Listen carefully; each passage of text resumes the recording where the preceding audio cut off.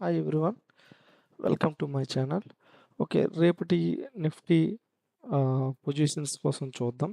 రేపటి ఎక్స్‌పైరీలో మనం ఎలా ట్రేడ్ చేయాలి అనే దాని మీద క్లారిటీ ఇస్తూ ఏ టార్గెట్స్ వరకు మనం వెయిట్ చేయొచ్చు అనే దాని మీద చూద్దాం. చూడండి, రేపు గ్యాప్ డౌన్ అయితే గ్యాప్ డౌన్ అయ్యే ఛాన్సెస్ ఉన్నాయి. మనకిప్పుడు ప్రెజెంట్ 90 పాయింట్స్ గ్యాప్ డౌన్ చూపిస్తుంది. ఈ డబుల్ బాటమ్ ప్యాటర్న్ ఎప్పుడైతే మనకి ఇలా బ్రేక్ అయిందో, బ్రేక్ అయిన తర్వాత చూస్తే ఎం ప్యాటర్న్ వచ్చే ఛాన్సెస్ కనిపిస్తున్నాయి. ఒకవేళ అలా ఎం ప్యాటర్న్ వస్తుంటే డౌన్ సైడ్ వచ్చే ఛాన్సెస్ ఉన్నాయి మార్కెట్. కాబట్టి దీన్ని బేస్ చేసుకొని మనం రేపు ఎలా ట్రేడ్ చేయాలన్న దాని మీద చూద్దాం.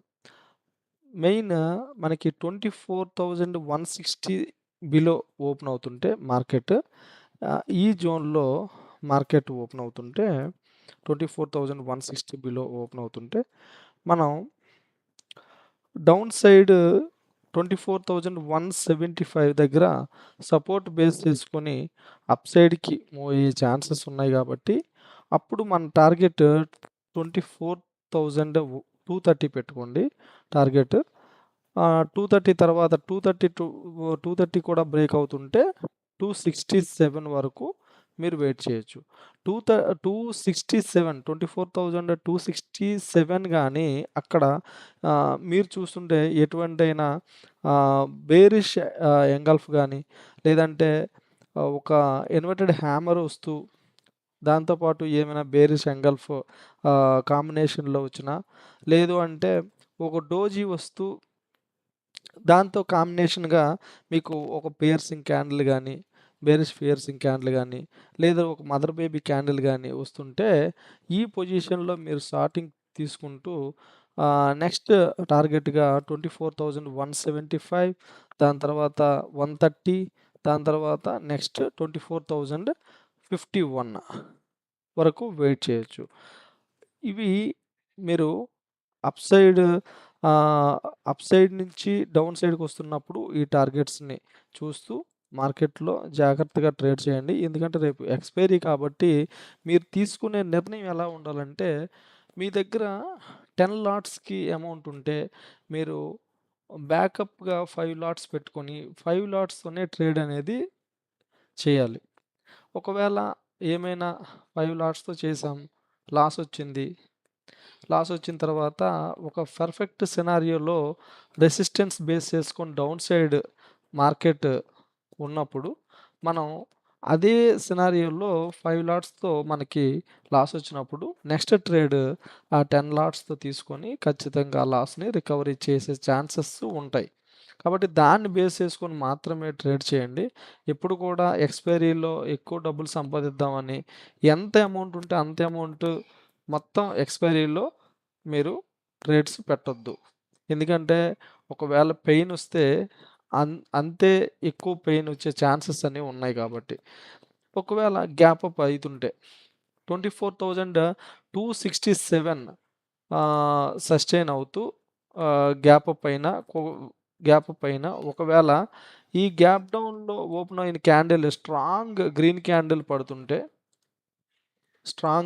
క్యాండిల్ పడుతుంటే పడిన తర్వాత ఇక్కడ ఎటువంటి బ్రేక్ చేయకుండా చిన్న రీట్రేస్‌మెంట్ తర్వాత అప్ సైడ్ మూవ్ అవుతుంటే మాత్రం మీరు 24,340 వరకు ఈ జోన్ వరకు ఫస్ట్ టార్గెట్. దీని తర్వాత సెకండ్ టార్గెట్ 24,376, దాని తర్వాత నెక్స్ట్ టార్గెట్ 24,418 వరకు వెయిట్ చేయండి. 418 వరకు. అప్ సైడ్‌కెళ్తుంటే ఇటువంటి టార్గెట్స్ పెట్టుకొని ఈ టార్గెట్స్ వరకు వెయిట్ చేయండి. అలానే డౌన్ సైడ్ వస్తుంటే ఇక్కడ డౌన్ సైడ్ రావడం అనేది ఛాన్సెస్ ఉన్నాయి. మార్కెట్‌లో డౌన్ సైడ్ రావడానికి ఛాన్సెస్ ఉన్నాయి. ఎం ప్యాటర్న్ ఫార్మ్ అయ్యే ఛాన్సెస్ ఉన్నాయి. ఒకవేళ అలా ఛాన్సెస్ ఉంటే మాత్రం మీరు డౌన్ సైడ్ 24,051 వరకు వచ్చే ఛాన్సెస్ అనేవి ఉన్నాయి.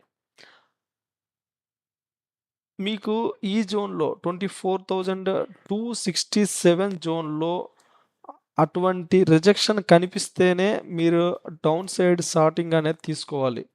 డౌన్ సైడ్ షార్టింగ్ చేసేటప్పుడు ఇక్కడ రిజెక్షన్ కనిపించి స్ట్రాంగ్ బేరిష్ ఎంగల్ఫ్ గానీ, లేదంటే ఒక మదర్ బేబీ క్యాండిల్ గానీ, లేదంటే ఒక డార్క్ క్లౌడ్ ప్యాటర్న్ గానీ బేరిష్ వస్తుంటే మాత్రం మీరు షార్టింగ్ చేసి ఫస్ట్ టార్గెట్‌గా 24,175ని, నెక్స్ట్ టార్గెట్‌గా 130 కూడా బ్రేక్ అవుతుంటే ఈ నెక్స్ట్ టార్గెట్ 24,051 వరకు వెయిట్ చేయొచ్చు. ఇది ట్రేడ్ సెటప్పు. రేపటి ట్రేడ్ సెటప్పు. యాక్చువల్‌గా మీరు చూసుకుంటే నిఫ్టీలో ఉన్న పొజిషన్స్‌ని బట్టి మనం ఆప్షన్ చైన్‌లో చూసుకుంటే కాల్ రైటర్స్ ఎలా ఉన్నారు, పుట్ రైటర్స్ ఎలా ఉన్నారు అనే దాని మీద మీరు ఆప్షన్ చైన్‌లో జస్ట్ అబ్జర్వ్ చేసుకుంటే ఒకసారి నెక్స్ట్ ఆప్షన్ చైన్ చూద్దాం. ఎలా ఉంది ఏంటి పొజిషన్? ఈరోజు ఉన్నటువంటి డేటా ప్రకారంగా 27,00,000 పుట్ రైటర్స్, 20,00,000 కాల్ రైటర్స్ ఉన్నారు. కాబట్టి రేపు గ్యాప్ డౌన్ జరిగినా ఈ పొజిషన్‌లో సపోర్ట్ తీసుకునే ఛాన్సెస్ మార్కెట్‌లో ఉన్నాయి. ఈరోజు కూడా ఇదే పొజిషన్‌లో సపోర్ట్ తీసుకొని మార్కెట్ అప్‌సైడ్ మూవ్ అవ్వడం జరిగింది. కాబట్టి 24,175 అనేది ఒక క్రూషియల్ జోన్‌గా మీరు దీన్ని ఫైండ్ ఔట్ చేయాలి. ఖచ్చితంగా ఈ జోన్‌కొచ్చినప్పుడు మార్కెట్ అప్‌సైడ్‌కి మూవ్ అయ్యే ఛాన్సెస్ ఉన్నాయి. కనుక జాగ్రత్తగా ట్రేడ్ చేయండి. మీ క్యాపిటల్‌ని లూజ్ అవ్వద్దు. మీ క్యాపిటల్‌ని పోనివ్వద్దు. మీ క్యాపిటల్ జాగ్రత్తగా కాపాడుకుంటే మీరు ఈ ట్రేడ్ కాకపోతే నెక్స్ట్ ట్రేడ్ సక్సెస్‌ఫుల్‌గా తీసుకొని వెళ్ళి మీరు లాసెస్ ఏవైతే ఉన్నాయో అవి రికవరీ చేసుకోవచ్చు. మార్కెట్‌లో ఒక్కసారి లాస్ అంటూ మీరు ఇస్తుంటే ఇక కంటిన్యూగా మీకది అలవాటైపోద్ది. కాబట్టి స్టాప్ లాస్ హిట్ అవ్వకముందు 5-10 పాయింట్స్ ముందే ఎగ్జిట్ అవ్వండి. నష్టమేముంది? బ్రోకర్ ఫీజు పోద్ది. లేదంటే ఒక లాట్‌కి 500, 600 పోద్ది. అంతేగాని మీ క్యాపిటల్ అంతా పోయే ఛాన్సెస్ అనేవి ఉండవు కదా మార్కెట్‌లో. జాగ్రత్తగా ట్రేడ్ చేయండి. మీ పేషెన్సీ ఇక్కడ చాలా అవసరం. మీకు డిసిప్లిన్ అంతే అవసరం. పేషెన్సీ ఉండాలి. డిసిప్లిన్ ఉండాలి. ఖచ్చితంగా ట్రేడ్ అనేది సక్సెస్ అవుద్ది. ఓకేనా? ఆల్ ది బెస్ట్ అండి. Thank you for watching.